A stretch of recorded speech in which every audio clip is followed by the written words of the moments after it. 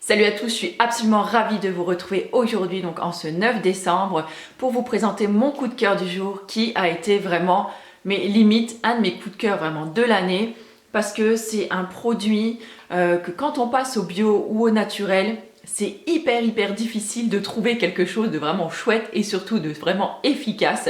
Et aujourd'hui, je veux bien sûr vous parler de déo. Alors, pour trouver, c'est vrai, un déo bio ou naturel, c'est absolument le parcours du combattant. Je sais que j'en ai essayé plusieurs, mais vraiment, à part le Sobwala que j'aimais vraiment beaucoup, mais où le prix était un petit peu trop cher à mon goût, je me suis dit, ça doit quand même pas être si dur que ça de trouver une recette facile.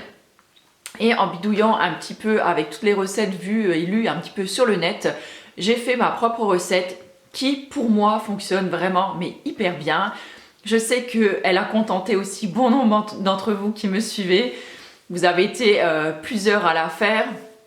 J'ai vu pas mal de photos qui étaient postées d'un petit peu partout.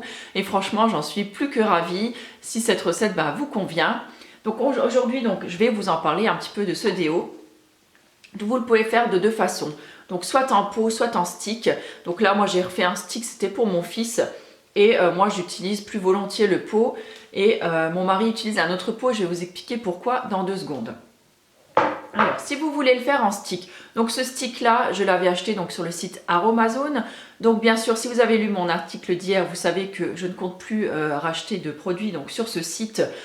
Bon, c'est vrai que les contenants, vous pouvez y aller, quoi. Hein. Je veux dire, c'est au niveau de la qualité des produits que je trouve que ça pêche chez moi, surtout au niveau de la qualité des huiles essentielles et des huiles végétales. Mais pour les contenants, voilà, hein, je veux dire, si vous trouvez votre bonheur là-haut, allez-y. Hein. Moi, je vous ai absolument pas dit d'arrêter d'acheter là-haut. Cet article, c'était seulement mon avis et ça, voilà, ça me concerne moi. Après, si vous êtes satisfait, tout à fait. Écoutez, tant mieux, vous pouvez tout à fait continuer, hein. Chacun fait ce qu'il veut. Voilà, pour en revenir à mon coup de cœur, donc sinon vous pouvez également utiliser un flacon que vous avez d'un ancien déo par exemple. Alors je préfère quand même moi finalement la version pot, après avoir fait plusieurs essais notamment en déo, enfin en stick et en pot, parce que je trouve déjà que le stick est franchement hyper chiant à nettoyer. On n'arrive vraiment pas bien à aller au fond, même avec plusieurs bains d'eau chaude, de l'eau savonneuse et tout ça. On n'arrive vraiment pas bien à nettoyer ce stick. Il y a toujours des résidus quand même qui restent à l'intérieur et j'aime pas trop ça pour tout vous dire. Je préfère largement la version pot. Donc là, c'était un pot, pareil, un pot de récup. Hein, ça devait être un ancien beurre végétal, un truc dans le style. Que j'ai récupéré. Si vous préférez les pots en verre, il n'y a pas de souci. Je l'ai déjà fait pour de nombreuses personnes dans des pots en verre.